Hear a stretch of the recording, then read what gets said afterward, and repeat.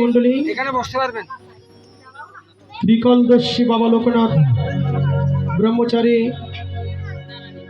আমাদের মাঝে এসে উপস্থিত হয়েছেন। আবার আসলে বাবার দর্শনটি শরীরটা শীতল হয়ে গিয়েছেন শুধু মন্ডলী। তাই বাবাকে উদ্দেশ্য করে কি গান গাওয়ার চেষ্টা করেছি। হেক্টর জ্ঞানের বাতি, হেক্টর জ্ঞানের বাতি জ্বলায়া ধাওন ধরি,